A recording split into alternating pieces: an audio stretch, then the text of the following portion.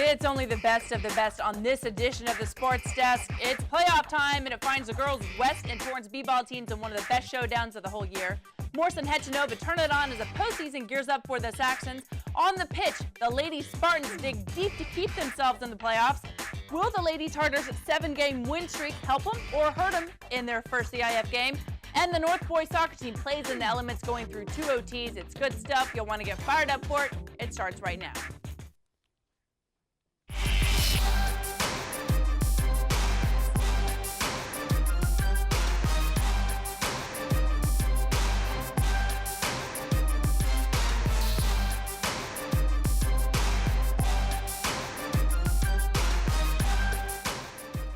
Hello and welcome. This is the Sports Desk, and I'm your host, Bonnie Prickitt.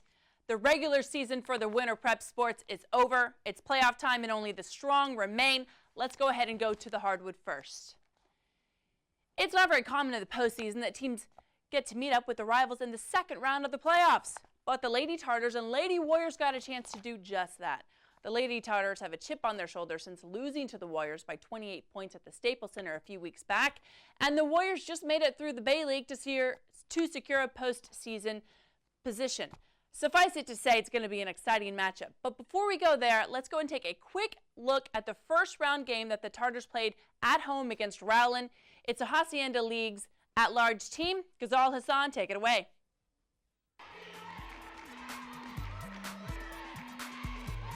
CIF playoffs, first round, win or go home, Torrance hosting Rowland. First quarter, here's freshman Jessica Fujitsubo, 2 of her 8, Torrance up by 7. Later on, here's Kayla Yonimoto, 1 of her 5 steals, 2 of her 14, lead out to 10 for Torrance.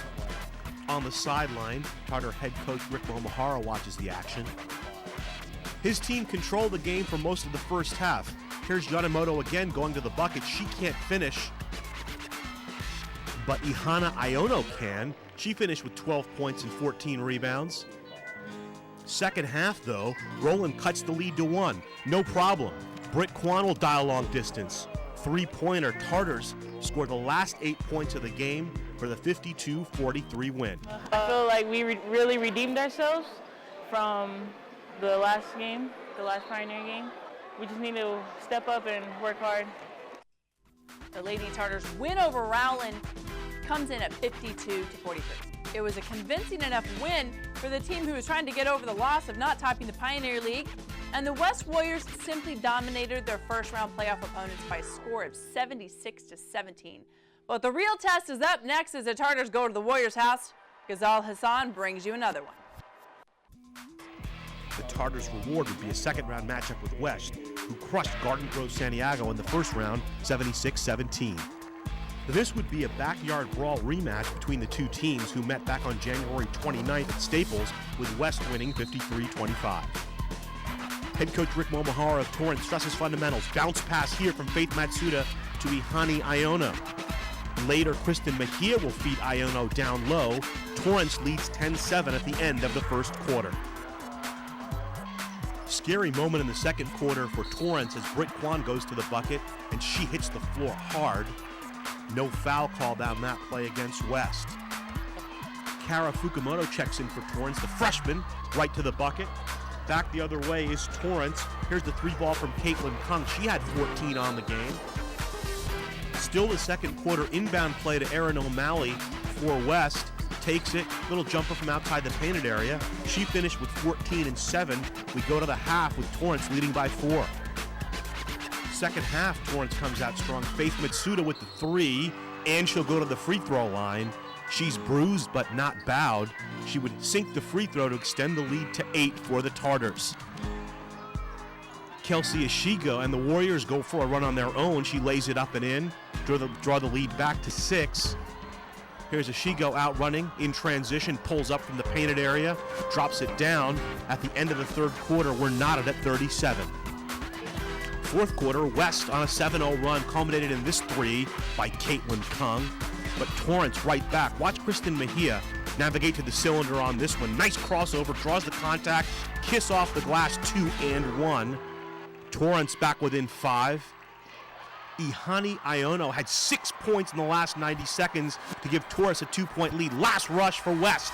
Here's Erin O'Malley from outside the lane, and we're all tied up and going to overtime. 51 apiece, West and Torrance. Loser goes home. Jump ahead to 30 seconds left in the first overtime. Nicole Nataki with the three, 60-57 West. Britt Kwan back in the game for the Tartars, launches it, calls bank, and we're knotted at 60, going to a second overtime period. Second overtime period over the first 3:42. It's 6-6, 18 seconds remain. Kayla Yonemoto of Torrance in the corner against Jamie Kusamoto of West, and a whistle, a foul on the play. Yonemoto will go to the free throw line. She makes one, misses the second. Last chance for West. Rush down the floor. Layup no good. Britt Kwan with the rebound. She gets slammed to the floor and she'll shoot free throws. She makes them both. Final score 69-66. Torrance with the win. And to the victor belongs the spoils. It was a great victory for us. We feel really good, especially coming back after a tough 2-game loss at the end of the season. But this is really sweet for us. It's their house, and I think we deserved it. This was a really exciting game for us, and we worked really hard because of what happened the previous time we played against West. So I'm really proud of our team and what we accomplished today. But for the Lady Tartars, matters of business are far from over. We're going to keep pushing. We're starting Monday practice. We're going to keep pushing each other and the team to try to get even further. Next up for the 8-seeded Tartars, the top seed St. Joseph's of Santa Maria in the quarterfinals. Reporting for the Sports Desk, Ghazal Hassan. Thanks, Ghazal. You know, I was actually at that game, and I got to tell you, it's one of the most exciting prep basketball games I've ever seen. Final score after the second OT sees Torrance on top with 69 and West at 66. A lot of credit to go around. Ihana gets an incredible amount of credit for leading the team. Faith Matsuda and Krista Mejia sung 12 points apiece, and this girl looked pressure in the face and said, yeah, what pressure? What do you got? Brittany Kwan makes it when it counts with 2 free throws with less than a second left.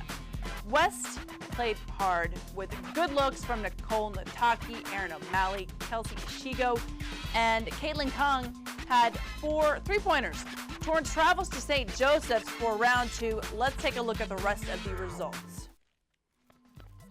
And the Delray League's Lady Knights got a bye for the first round and really took care of their second round opponent, La Cañada, 70-31. Chelsea Aaron led the team in scoring with 12 points. The team is still missing star center Devin Berkshire, who will hopefully be there for the quarterfinal game. It's at LA Baptist. And let's take a look at the Lady Spartans. They fell to 13-seeded Adolfo from Camarillo in the first round, 57-39. And another Pioneer League team, the North Saxons, crushed their first round opponent, Norwalk, 56-12. The second round found them traveling to Diamond Ranch, and the Lady Saxons were holding it pretty close in the first, but lost their footing in the middle of the third period, losing 55-43. A big congrats, though, to all of the girls' basketball teams for making it to the playoffs. For now, let's go ahead and talk about the boys' postseason. The North boys basketball team, the Saxons, ended the regular seasons with some pretty exemplary play and exciting finishes. Remember that game against El Segundo? Well, they brought their game to the postseason. Starting seniors Darren Hechinova and Elliot Morris had a plan for the Saxons, which included going all the way. Nicole Flannery shows us how they did. And it's playoff time at North High School, a setting all too familiar for Coach Gary Duperon and his son Lou, as the Saxons look to take on La Mirada in their first round matchup of the CIF playoffs.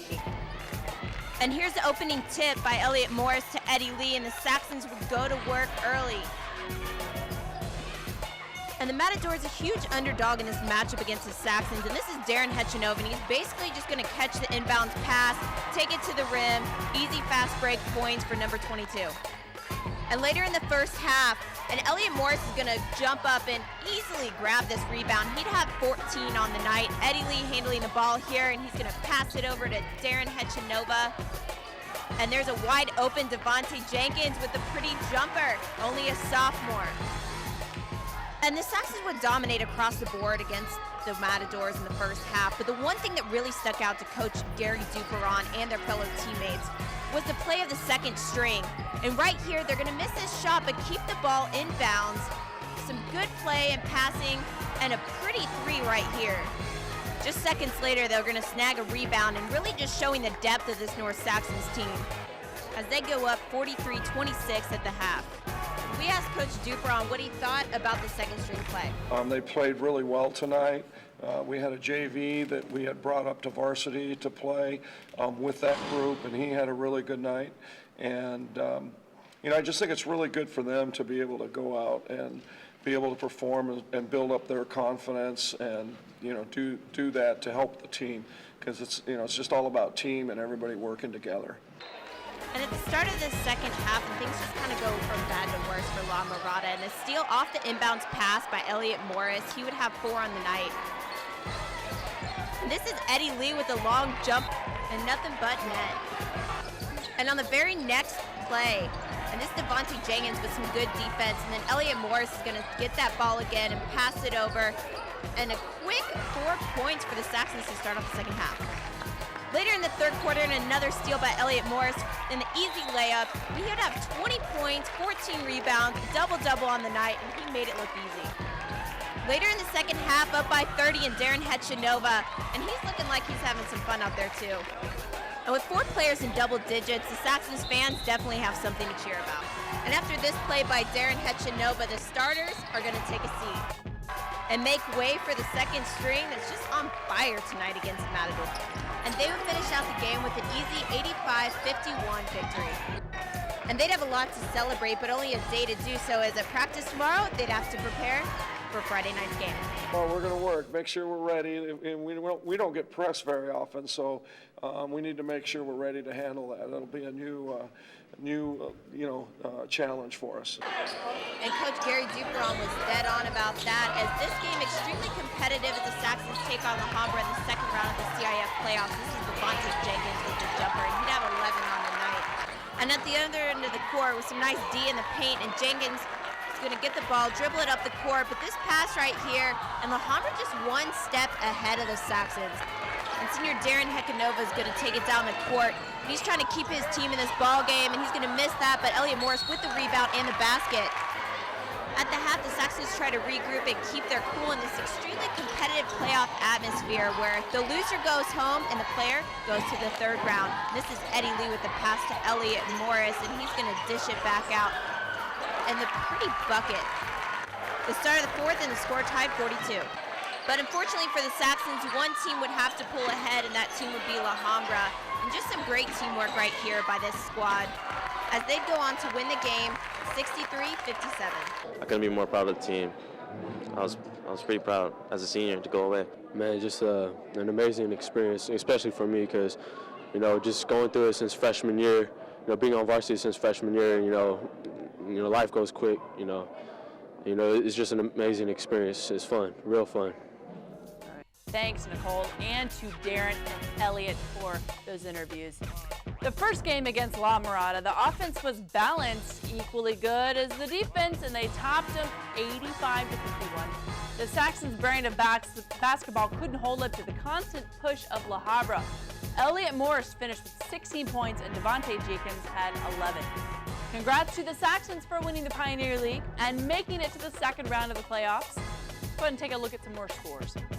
The Delray League's Christian Montgomery Knights might have won the crown due to Sarah's fallout, but that doesn't mean they aren't good and kicking butt now. Check out their dominations of Tustin and Culver City.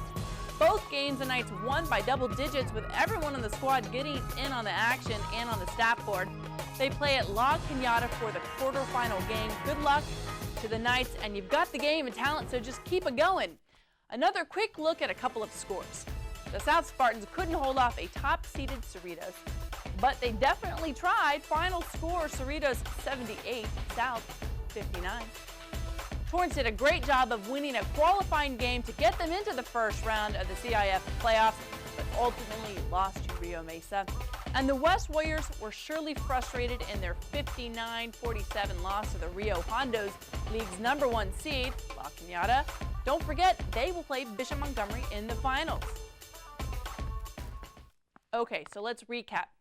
The girls' teams that are still in it are Torrance, who play away at St. Joseph, Bishop Montgomery, who plays away at LA Baptist, and for the boys, it's the Knights who are left standing. They go to La Cañada for the quarterfinals. Good luck to everyone, and we have soccer coming up after this break, so stick around.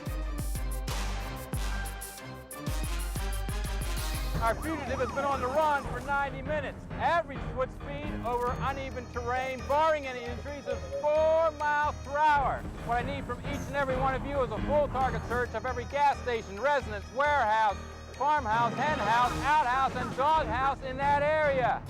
Your fugitive has just cashed in his 401k plan, and all he had to do was roll it over. Learn about rollovers and protecting your financial future, and choose to save. You can't mess with a big dog. I'm a big believer in the power of we. We can tackle the tough challenges we face and build community through service and volunteering. It's time for you to raise your hand. Go to serve.gov and get involved in something you believe in. How will you raise your hand when they call your name? Are you with me? We weren't born to follow. I will keep dancing on point, even if it hurts. My arm is killing me. I don't know if I can pitch another ball, but I'll just play through the pain anyway. I have to do the big stunts. We'll look better than the other cheerleaders if our tosses are bigger. My elbow really aches, but I got to keep practicing. Nearly 50% of all sports injuries sustained by middle and high school students are from overuse. Don't play through the pain. Visit stopsportsinjuries.org.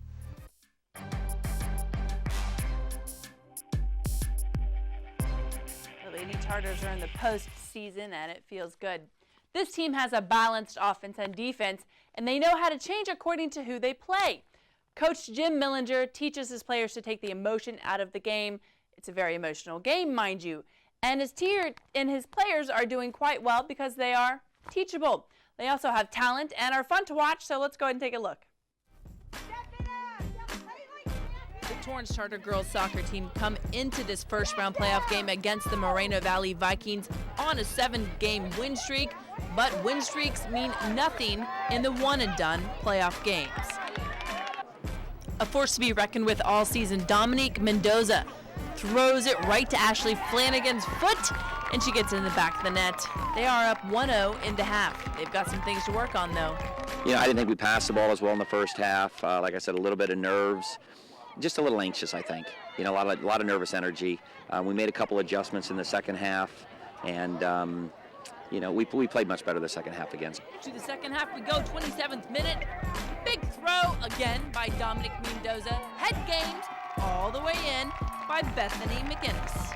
The Tartars would go up 2-0, but it's still anyone's game, and they got to keep in focus. Junior midfielder Ashley Flanagan has a plan. I'm going to get it up and over and let my team score again. The Tartars will go in the back of the net. They're up 3-0. Mo Valley's managed to come back with some pressure, but the Torrance defense says no thank you. And check this one out. A nice little pass all the way to defender Megan Abel, who gets it in the back left of the goal. Congratulations, Megan, on that score. Let's talk to her.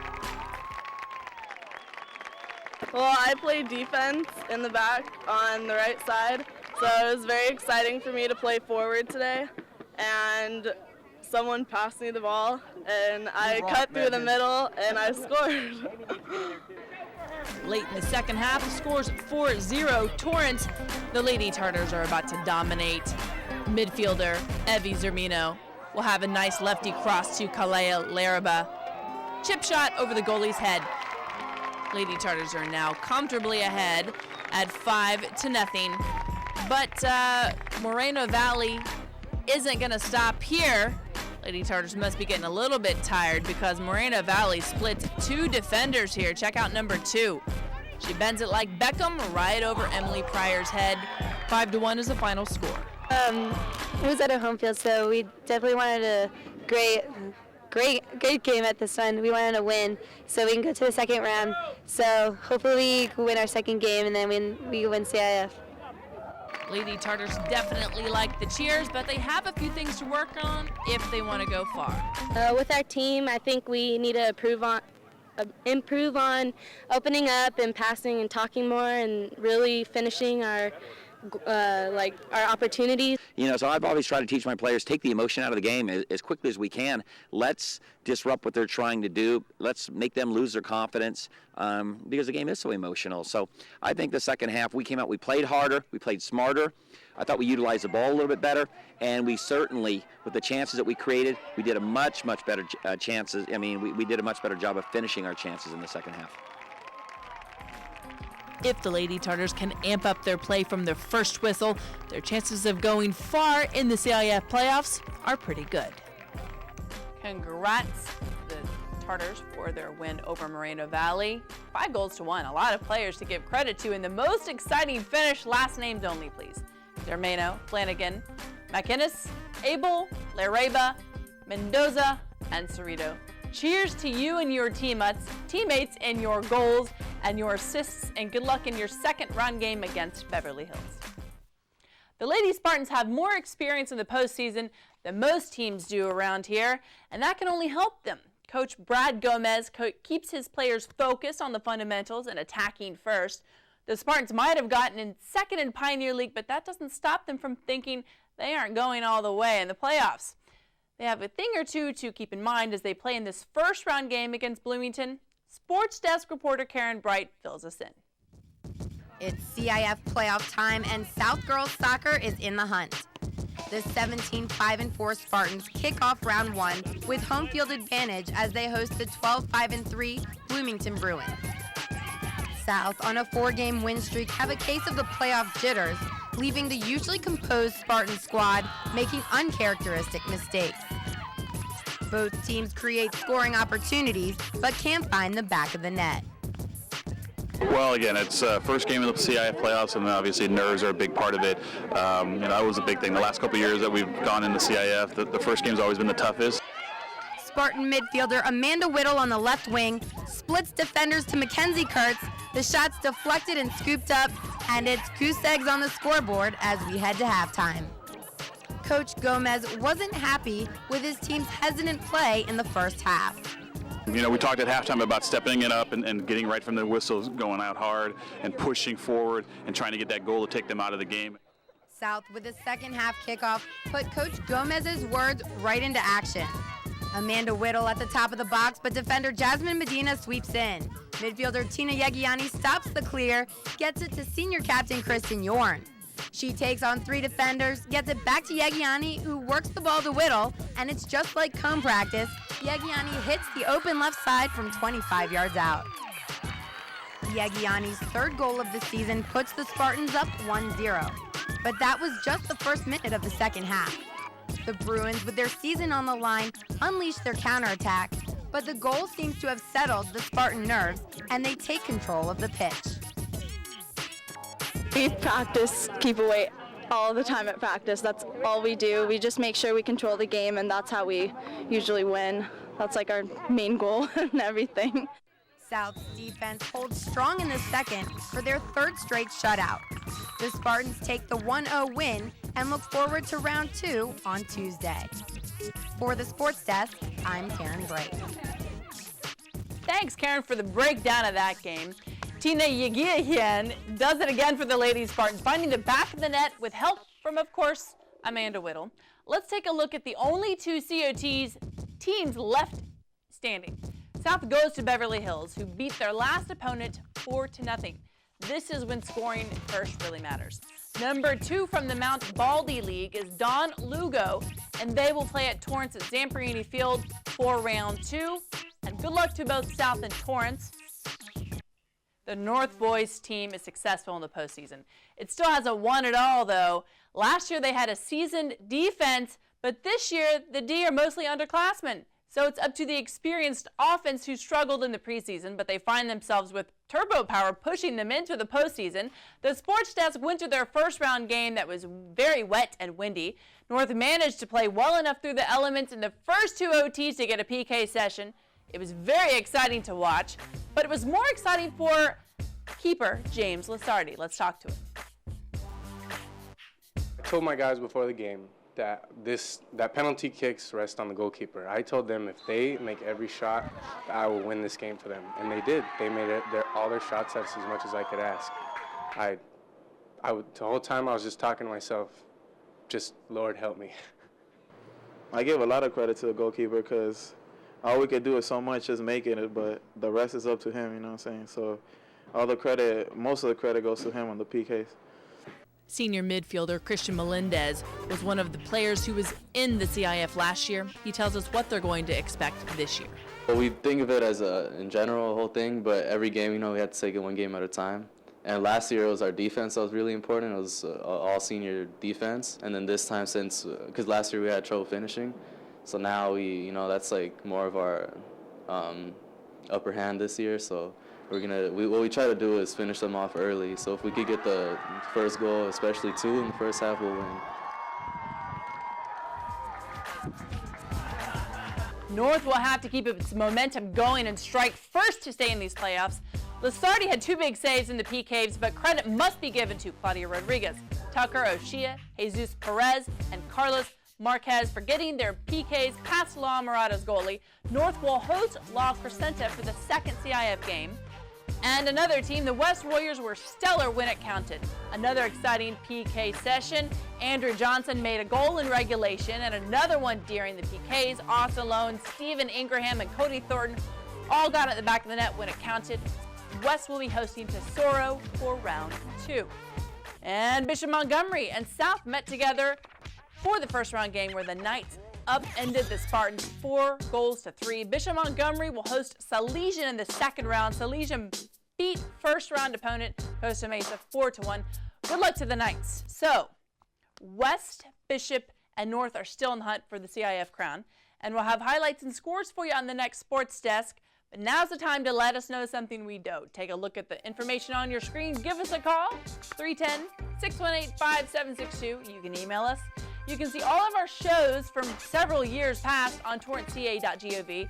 And for most of the shows on 2010 and 2011, you can check them out on YouTube.